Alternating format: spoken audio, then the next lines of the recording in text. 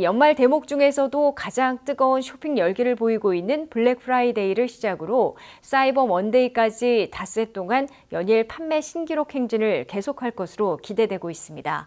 그럴 경우 올 연말 대목의 총 소매 매출이 사상 처음으로 1조 달러를 돌파할 것으로 예고되고 있습니다. 한면태 기자가 보도합니다. 블랙 프라이데이부터 사이버 먼데이까지 최대 쇼핑 시즌을 맞아 미국민 1억 8,700만 명이나 되고 전통 매장과 온라인 쇼핑에 몰리고 있습니다.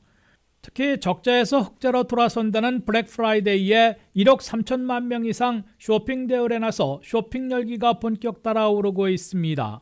블랙 프라이데이에 이른 시간부터 문을 열고 파격 할인으로 고객들을 잡으려는 매장들과 괜찮은 물건들을 한 푼이라도 싸게 구입하려는 쇼핑객들이 열기를 내고 있습니다. 월마트와 타겟, 베스트바이 등 대표적인 대형 소매점들은 최소 30%, 50%, 많게는 60%까지 파격 할인을 내걸고 고객들을 이끌고 있습니다. 블랙 프라이데이는 텔레비전 세트와 장난감, 가전제품들이 많이 팔리고 있고 컴퓨터를 비롯한 전자제품들, 의류 등은 사이버 먼데이에 더 몰릴 것으로 업계에서 내다보고 있습니다. 땡스기빙 데이에서 블랙 프라이데이, 블랙 주말과 사이버 먼데이까지 닷새 동안의 최대 쇼핑 시즌에 1억 8,700만 명이나 되는 기록적인 쇼핑객들이 몰릴 것으로 전미소매연맹이 내다봤습니다. 지난해보다 쇼핑객들이 300만 명 늘어나는 것인데다가 경제 사정이 녹록지 않더라도 지갑을 활짝 열려는 미국민들 덕분에 올 연말 대목의 총 매출이 사상 처음으로 1조 달러를 돌파할 것으로 기대되고 있습니다. 가장 많은 쇼핑객들이 몰려든 날은 역시 블랙 프라이데이로 1억 3,040만 명이나 쇼핑 대열에 나와 뜨거운 쇼핑 열기를 보인 것으로 간주되고 있습니다. 블랙 프라이데이 다음 날인 블랙 세러데이 토요일에는 6,700만 명이 쇼핑 대열에 나올 것으로 보입니다. 일요일에는 땡스기빙 데이와 비슷하게 3,780만 명이 쇼핑에 나설 것으로 전미소매연맹은 예상하고 있습니다. 사이버 먼데이는 주로 온라인 쇼핑에 두 번째로 많은 7,390만 명이나 막바지 클릭을 하게 될 것으로 전미소매연맹은 내다보고 있습니다. 기록적인 쇼핑객들이 대거 몰린다고 그만큼 지갑도 열어 화랑을 보일 것으로 속단하기는 어렵지만 미국민들의 절반 이상은 BNPL, 즉 지금 사고 나중에 지불한다는 무이자 할부 플랜들을 활용해 선물 등을 구매할 의사를 밝히고 있어 어느 정도의 호황도 기대되고 있습니다. 전미소매연맹은 올 연말 대목인 11월과 12월 두 달 동안의 총 매출이 사상 처음으로 1조 달러를 돌파할 것으로 예상해 놓고 있습니다. 올 연말 대목의 총 매출이 전년보다 3.7% 증가하면 1조 100억 달러를 기록하고 4.2% 늘어나면 1조 200억 달러에 달해 사상 처음으로 1조 달러를 돌파할 것으로 전미소매연맹은 기대하고 있습니다. 한 해 매출에서 적어도 30% 이상 차지하고 있는 올 연말 대목의 매출이 크게 늘어나야 소매업체들은 적자에서 흑자로 돌아서고 소비 지출의 70%나 의존하고 있는 미국 경제 성장률이 높아지게 됩니다. WKTV 뉴스 한면택입니다. 이 온라인으로 확대된 블랙 프라이데이, 그 편리함 뒤엔 반품과 폐기물, 탄소 배출 증가라는 부작용이 따른다는 주장이 제기되면서 아무것도 사지 않는 날, 바이 나띵 데이 등 다양한 대안과 소비 방식에 대한 관심이 늘고 있습니다. 불필요한 과소비를 줄이자는 바이 나띵 데이와 업사이클링, 리셀 프로그램 등 기업들의 변화도 나타나고 있다고 하는데요. 자세한 내용 안혜린 기자가 전합니다. 블랙 프라이데이는 미국을 넘어 전 세계 온라인 플랫폼으로 확장된 쇼핑 시즌으로 자리 잡았습니다. 최근 몇 년간 소비의 중심이 오프라인보다 온라인으로 뚜렷하게 이동하면서 물류 흐름과 소비 방식에도 변화가 나타나고 있는 겁니다. 온라인 거래 증가와 함께 반품률도 크게 높아졌습니다. 일반 오프라인 매장 반품률이 10% 안팎이라면 온라인은 20에서 30%, 의류와 패션의 경우 최대 40%까지 올라갑니다. 반품 과정에서 재포장과 물류 이동이 반복되다 보니 이로 인한 탄소 배출량도 커지고 있습니다. 일부 상품은 재판매가 어려워 폐기되는 경우가 생기며 블랙 프라이데이 직후 처리해야 할 물량이 크게 늘어난다는 점도 지적되고 있습니다. 할인 경쟁을 가능하게 하는 저가 대량 생산 구조 역시 환경 부담 요소로 꼽히고 있습니다. 단가를 낮추기 위한 빠른 생산과 과잉 공급이 반복되면서 수명이 짧은 저가 제품이 시장에 대량으로 유입되는 흐름이 이어지고 있습니다. 그만큼 폐기물 증가로 연결되는 구조적 문제도 제기되고 있습니다. 이 같은 우려 속에서 몇몇 단체는 과소비를 줄이자는 취지의 대안운동을 벌이고 있습니다. 대표적인 예가 바이 나띵 데이입니다. 블랙 프라이데이 당일 단 하루 동안 어떤 상품도 구매하지 않는 국제 캠페인으로 북미와 유럽을 중심으로 꾸준히 확산되고 있습니다. 일부 지역에서는 구매를 멈추는 데서 더 나아가 필요 없는 물건을 서로 나누거나 외투 교환 행사 등 지역 기반 활동을 열어 소비를 대체하는 방식도 운영하고 있습니다. 브랜드들의 대응도 조금씩 달라지고 있습니다. 일부 기업은 대규모 할인 대신 업사이클링 제품을 선보이거나 중고 리셀 프로그램을 운영하는 등 새로운 형태의 참여를 시도하고 있습니다. 기존 제품을 수리해 더 오래 사용할 수 있도록 하는 수리 서비스 프로모션을 블랙 프라이데이 기간에 제공하는 사례도 등장했습니다. 온라인 중심의 블랙 프라이데이가 보편화되면서 편의성은 높아졌지만 그 과정에서 환경적, 구조적 문제가 함께 대두되고 거기에 대처하는 다양한 대안 실천과 소비 방식에 대한 관심도 점차 늘고 있는 모습입니다.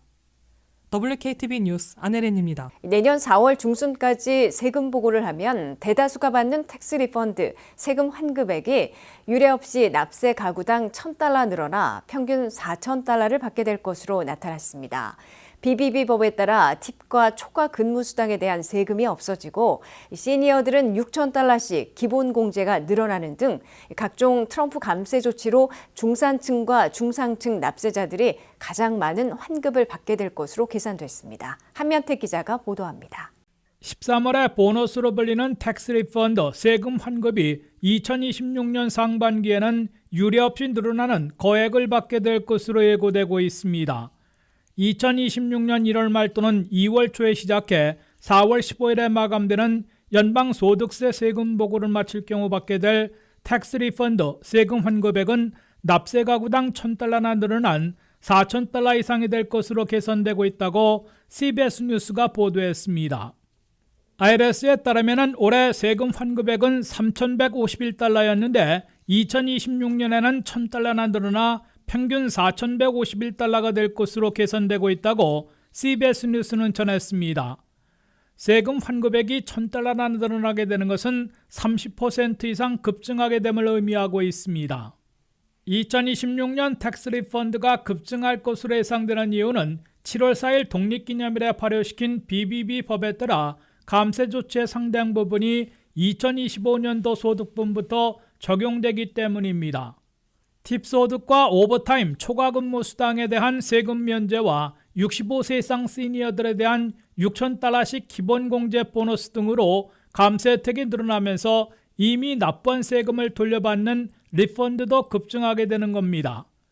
또한 뉴욕과 뉴저지, 캘리포니아 등 부동산세를 많이 내는 지역에서 연방세를 내면은 지방세를 그만큼 면제해주는 SALT 한도가 $10,000에서 $40,000로 급증했기 때문에 감세 혜택과 환급액도 동시에 늘어나게 됩니다.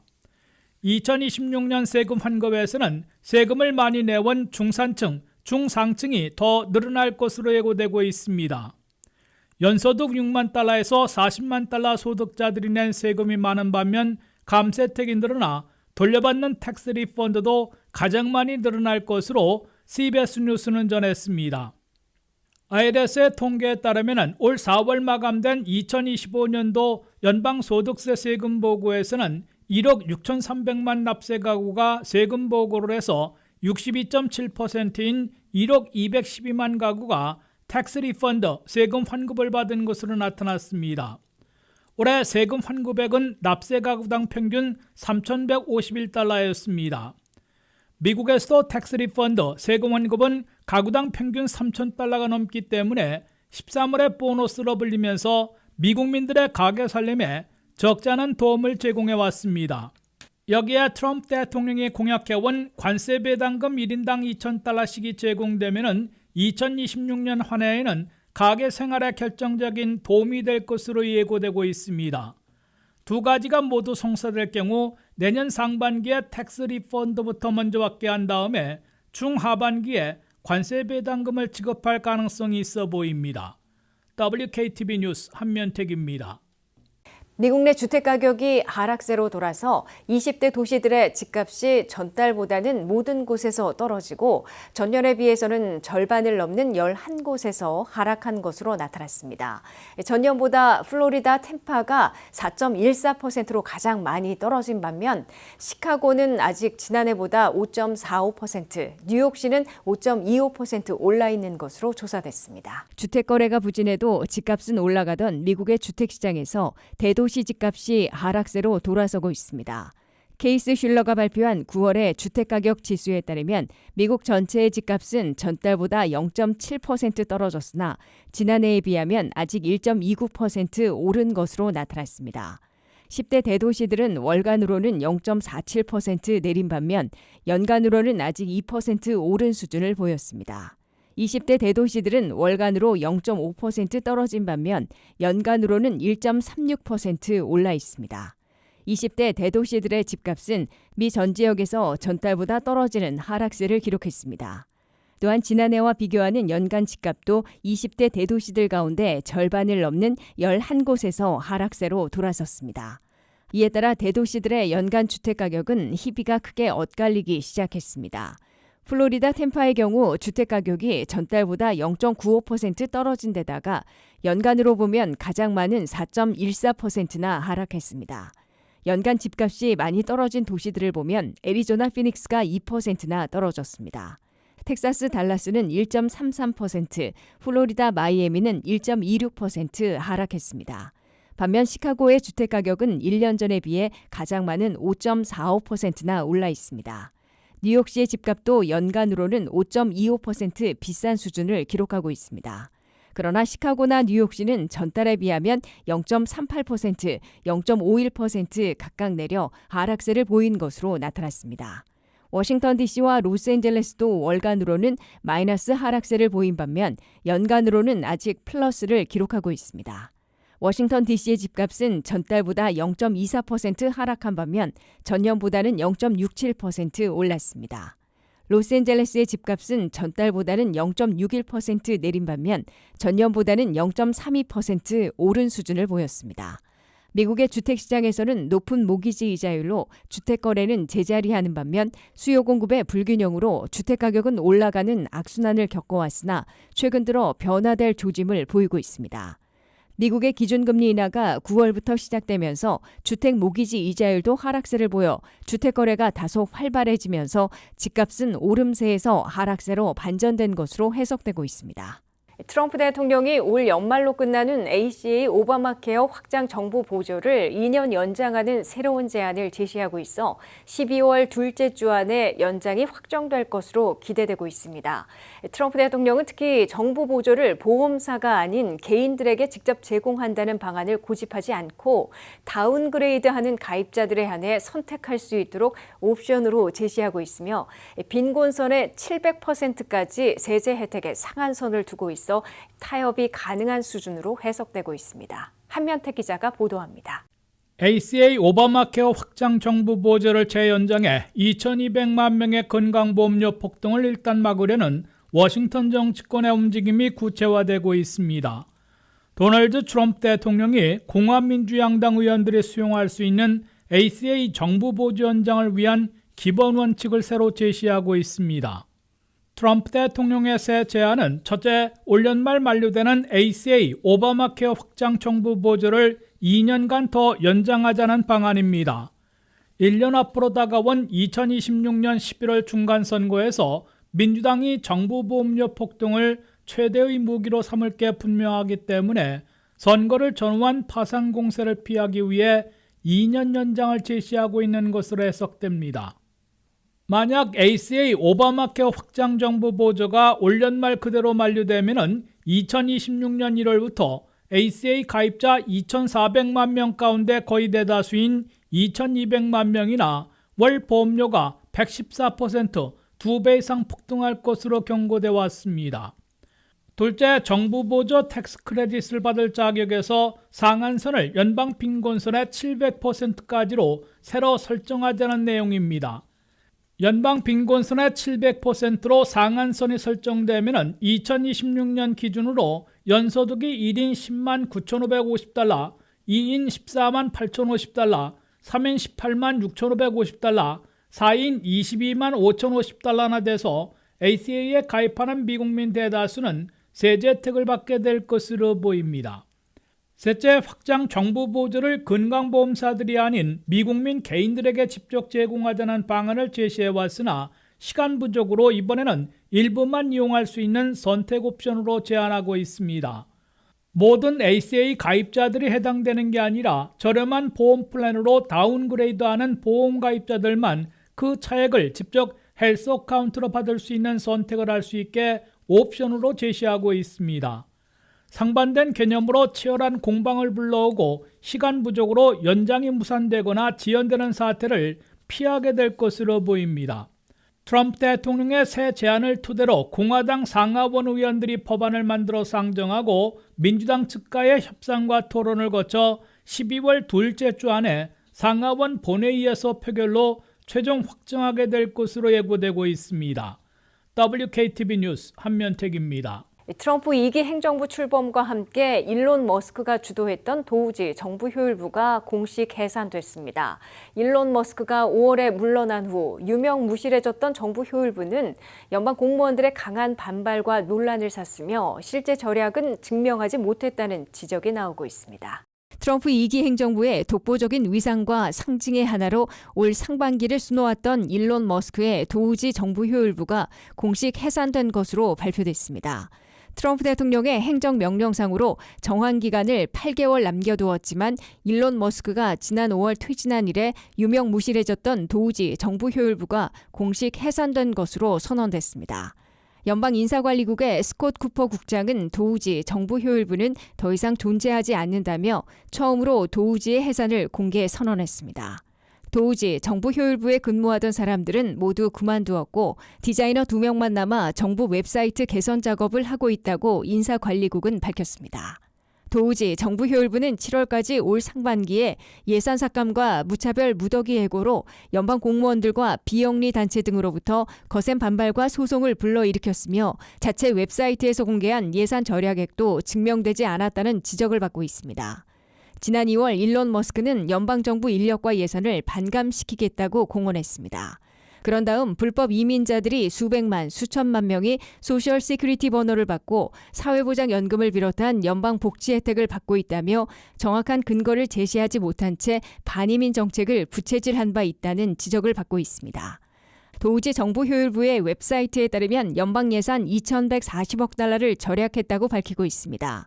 연방 컨트랙을 13,440개를 종료하며 610억 달러를 절약했고 무상 그랜트를 15,887개 끝내 490억 달러를 절감했으며 건물 리스 264곳을 취소해 1억 1,300만 달러를 줄였다고 도우지는 밝혔습니다.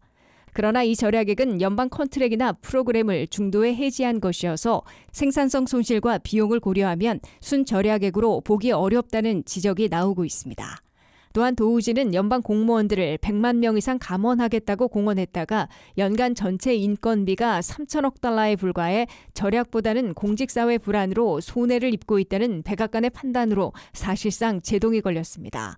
트럼프 행정부는 올 한 해 30만 명의 연방 공무원들을 감원했으나 그중 절반인 15만 4천 명은 9월 말까지 임금을 모두 지급하고 조기 퇴직을 신청받은 사람들이어서 예산 절감은 미미한 것으로 나타났습니다. 이 같은 상황으로 일론 머스크는 규정에서 보장된 임기가 끝난 5월 말에 도우지의 사실상 수장 자리에서 물러나면서 트럼프 대통령을 맹비난해 브로맨스에서 공개 설전을 벌이는 사이로 뒤바뀐 바 있습니다. 지금은 적대 관계가 완화됐으나 트럼프 머스크 간의 관계를 이전처럼 다시 회복하기는 어려울 것으로 보입니다. 미국의 민간업계에서 10월에 일자리를 대폭 줄인 것으로 집계돼 미국 경제 고용 불안이 더 악화되지는 않을까 우려되고 있습니다. 반면 고용 냉각에 따라 올해 마지막 회의인 12월 10일에는 연준이 기준금리를 3연속으로 0.25%포인트 더 내리게 될 것으로 기정사실화되고 있습니다. 연방정부의 고용 통계가 완전치 못한 가운데 연방준비제도가 더 주목하고 있는 민간업계의 페이롤 증감 통계에 시선이 쏠려 있습니다. 민간업계의 페이롤 봉급자들을 집계하고 있는 ADP는 10월 중에 민간업계에서는 일주일에 평균 13,500명씩 감원한 것으로 나타났다고 발표했습니다. 이는 전주보다 2,580명이나 더 감원한 수치여서 민간업계 일자리가 갈수록 악화되고 있음을 보여주고 있습니다. 연방노동부가 발표하는 고용지표는 연방 셧다운으로 9월 지표가 2주일 늦게 나왔는데 예상보다는 호조를 보였으나 후퇴와 반등을 반복하는 불안한 고용 상황을 보여준 바 있습니다. 미국 정부가 발표한 일자리 상황을 보면 6월에는 마이너스 13,000개에서 7월에는 플러스 73,000개로 반등하더니 8월에는 다시 마이너스 4,000개로 후퇴했고 9월에는 11만 9,000개 증가로 급반등해 롤러코스터와 같은 불안한 고용을 보여주고 있습니다. 또한 연준이 올해 마지막 회의인 12월 10일 FOMC에서 기준금리를 연방정부의 고용과 물가 통계가 없는 깜깜이 상황에서 결정해야 합니다. 연방노동부는 11월 고용지표를 12월 16일에, 11월 CPI 소비자 물가는 12월 18일에 발표할 예정입니다. 결국 연준은 자체 평가와 민간 통계 등을 고려해 12월 10일 기준금리를 동결할지 인하할지 결정하게 됩니다. 얼마 전까지는 12월 10일 기준금리 동결 가능성이 우세했으나 이제는 3연속으로 0.25%포인트 인하하는 쪽으로 기울고 있습니다.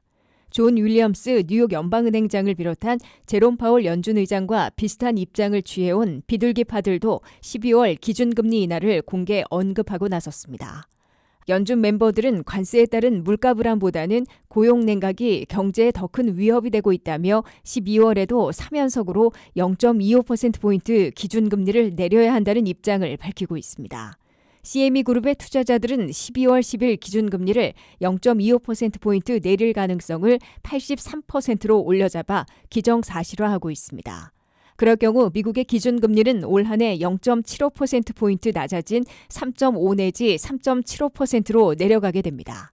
기준금리 인하는 신용카드와 에퀴티론의 이자를 낮추고 간접 여파를 미치는 주택모기지 이자율도 하락시켜 미국민 소비 지출과 주택시장, 고용까지 활력을 불어넣을 것으로 기대되고 있습니다. 미국에서 전기와 가스 등 에너지 공과금이 급등하면서 전기료 등을 체납하는 미국민들이 20가구당 1가구나 돼서 단전 위기에 내몰린 것으로 나타났습니다. 대부분의 주정부들에선 혹한이 몰아닥치면 단전을 하지 못하도록 보호 조치를 발동하고 있지만 상당수 지역에서 아무런 보호 장치가 없어 혹한 시 갑자기 단전 조치하면 심각한 피해가 속출할 것으로 우려되고 있습니다. 미국에서도 전기료 등 에너지빌조차 제대로 내지 못해 전기가 끊기는 단전 위기에 내몰려 있는 미국민들이 20가구 중 1가구나 되는 것으로 CBS 뉴스가 지적했습니다. 펜실베니아 일부와 웨스트 버지니아 주 전체, 미시시피 일부 등 13개 주 2,600만 명이 살고 있는 아팔레치아 산맥 지역이 가장 심한데 12가구당 1가구가 에너지 공과금을 연체해 단전 위기를 겪고 있는 것으로 나타났다고 이 방송은 전했습니다. 연체하고 있는 에너지 공과금은 가구당 평균액은 현재 $789로 올 1월 $774에 비해 더 올랐습니다. 이는 특히 2022년에 $597에 비하면 3년 만에 32%나 오른 것입니다. 그만큼 전기세 등 에너지 공과금이 계속 오르고 있는 반면 상당수 미국민 가구들에선 주거비, 식료품, 헬스케어 등 생활비가 부족해 공과금을 연체하는 경우가 늘고 있는 것으로 해석되고 있습니다. 올 들어 주택 전기료는 1월부터 8월 사이에 10.5%나 올라 10년 만에 최고의 인상률을 기록했습니다. 올 겨울에는 8%더 오를 것으로 예상되고 있어 혹한을 넘겨야 하는 추운 지방에서 최악의 사태를 빚을지 우려되고 있습니다. 대다수 주 지역들은 전기료 등 에너지 공과금을 못 내더라도 일정 수준의 혹한이 몰아닥치면 단전하지 못하도록 규정하고 있는데 아무런 보호 조치가 없는 주들도 많고 갑자기 혹한이 몰아닥치면 대응이 늦어 혹한에도 단전돼 동사하는 사례도 배제되지 못하고 있습니다. 2024년 한 해 에너지 공과금 체납으로 전기가 끊긴 단전을 겪은 미국 가구들은 350만 가구에 달한 것으로 나타났습니다. 올해는 그보다 50만 가구나 더 늘어나 에너지 공과금 연체에 따른 단전되는 가구들이 400만 가구에 달할 것으로 CBS 뉴스는 내다봤습니다. 현재 각 주별 전기료 등 에너지 공과금을 연체하고 있는 비율을 보면 인구가 많은 텍사스가 8.8%로 가장 높습니다. 네브라스카가 7.65%, 켄터키가 7.12%로 뒤를 잇고 있습니다. 위스콘신이 6.7%, 매사추세츠가 6.3%를 기록하고 있습니다. 조지아가 5.8%, 뉴욕이 4.8%, 메릴랜드가 4.75%, 버지니아가 4.32%를 보이고 있습니다. 새해부터 한국 등 외국인 미국 여행객들이 11곳의 유명 국립공원에 들어가려면 기본 입장료 외에 1인당 $100씩 더 내야 합니다. 연간 패스를 살 때에는 미국 거주민들은 $80로 동결되는 반면 외국인 여행객들은 $250를 지불하게 됩니다. 그랜드 캐년, 요세미티, 아카디아, 로키마운틴 등 한국인 미국 여행객들도 많이 찾고 있는 미국 내 11곳의 유명 국립공원들의 입장료가 미국 거주민과 외국인 여행객들 사이에 큰 차이를 보이게 됩니다. 국립공원국은 2026년 1월 1일부터 미국 내 유명한 11곳의 국립공원 입장료에서 미국 거주민과 외국인 여행객들 간 차이를 둔다고 발표했습니다. 특히 한국 등 외국에서 온 미국 여행객들은 1월 1일부터 11곳의 국립공원에 들어가려면 1인당 $100씩 추가로 내야 합니다. 기본 입장료는 사람당으로 받는 경우 $20, 차량으로 받는 곳은 $35인데 새해 1월 1일부터 외국인 방문객들은 1인당 $100씩 추가로 더 내게 되는 것입니다. 연간 패스를 구입할 경우 미국 거주민들은 현재와 같은 $80만 내면 되지만 외국인들은 $250를 내게 됩니다. 트럼프 행정부의 백악관과 연방 내무부는 국립공원국의 새 입장료에 대해 아메리칸 퍼스트 엔트리 팔럿이라며 지지하는 입장을 밝혔습니다. 즉 미국인들은 세금을 내고 있으므로 국립공원 유지나 개선에 드는 비용을 이미 지불하고 있는 반면 외국인 방문객들은 공평하게 비용을 부담해야 하기 때문에 추가 입장료를 부과키로 한 것으로 설명하고 있습니다. 미국민들은 이와 함께 독립기념일과 메모리얼데이, 베테랑스데이 등 1년에 8일은 무료로 국립공원에 입장하고 있습니다. 새해 1월 1일부터 외국인 미국 방문객들이 입장할 때 1인당 추가로 $100씩 더 내야 하는 11곳의 국립공원들은 한국인들도 많이 찾는 그랜드 캐년, 요세미티, 옐로우스톤, 로키마운틴, 아카디아 등 유명 국립공원들이 모두 포함되어 있습니다. 국립공원국은 예산 삭감으로 인력 감축이 불가피한 상황에서 연방 셧다운으로 수입마저 급감하자 그간 준비해온 아메리칸 퍼스트 엔트리 피 정책을 새해 1월 1일부터 공식 시행키로 결정한 것으로 미 언론들은 전하고 있습니다. 땡스기빙을 하루 앞두고 에덴 시니어 센터에서 따뜻한 소식이 전해졌습니다. 어르신들은 노래자랑을 통해 서로를 응원하며 즐거운 시간을 보냈고 센터는 동시에 2025년 버지니아 최고의 시니어 케어 기관으로 선정되는 영예를 나누면서 더욱 특별한 감사의 날을 맞았습니다. 안혜린 기자가 취재했습니다. 2025년 11월 26일 에덴 시니어 센터에서는 땡스기빙을 하루 앞두고 어르신들을 위한 특별 프로그램을 진행하였습니다. 이날 센터에서는 노래자랑을 중심으로 한 문화활동이 마련되었으며 어르신들은 각자의 18번 곡을 선택하여 무대에 올라 즐겁게 노래를 부르는 시간을 가졌습니다.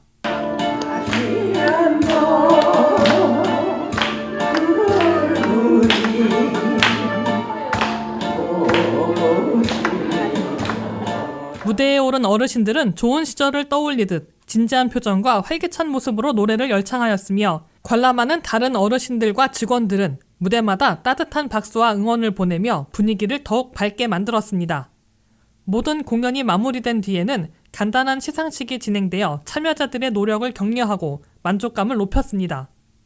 이날의 의미가 더욱 특별했던 이유는 에덴 시니어 센터가 2025년도 버지니아 최고의 시니어 케어로 선정되었기 때문입니다. 버지니아 스테이트 전체에서 제일 으뜸 넘버 원 시니어 케어와 홈 케어로 이렇게 뽑혔습니다. 그래서 이걸 축하하고자 또 추수감사절을 맞아서 좋은 결실이기 때문에 이렇게 이번 평가는 최근 이용자들의 리뷰를 기반으로 점수를 산정하는 Best of Business Rate, Recent Reviews Ranked 방식으로 이루어졌으며 일정 기간 내 실제 가족과 이용자들이 남긴 평가를 중심으로 평균 평점과 긍정 리뷰 비율, 서비스 만족도 등을 종합적으로 분석하는 방식입니다. 따라서 이번 선정은 단순한 홍보나 외형적 평가가 아니라 실제 이용 경험에 기반한 객관적인 품질 인증으로 볼 수 있습니다. 에덴 시니어 센터가 높은 평가를 받을 수 있었던 배경에는 센터가 지속적으로 유지해온 운영 강점들이 자리하고 있습니다. 시설은 항상 안전하게 관리되고 있으며 전문 소셜워커와 간호사가 상주하여 어르신들의 건강 상태를 세심하게 살피고 있습니다. 또한 어르신들의 특성과 건강에 맞춘 맞춤 식단을 제공하고 MCO 관련 보험 절차도 전문적으로 지원하여 부담을 줄여드리고 있습니다. 이와 함께 다양한 문화, 신체, 정서 프로그램을 운영하여 어르신들의 일상 속 활력을 높이고 있으며 이번 노래자랑 행사 역시 이러한 노력의 일환으로 진행되었습니다. 이러한 서비스 체계는 어르신들과 가족뿐 아니라 보험사와 관련 기관들로부터도 긍정적인 평가를 받아왔으며 그 결과 올해 버지니아 최고의 시니어 케어 1위 선정으로 이어졌습니다. 이번 땡스기빙 전야 프로그램은 어르신들에게 단순한 행사 이상의 의미를 전해주었습니다. 서로 응원하고 웃으며 소통하는 과정에서 어르신들은 공동체 속에서 존중받고 있다는 감정을 다시 한번 느낄 수 있었으며 센터는 어르신들의 삶을 지키고 회복시키는 공간으로서의 역할을 충실히 수행하고 있음을 확인할 수 있던 하루였습니다. WKTV 뉴스 안혜린입니다.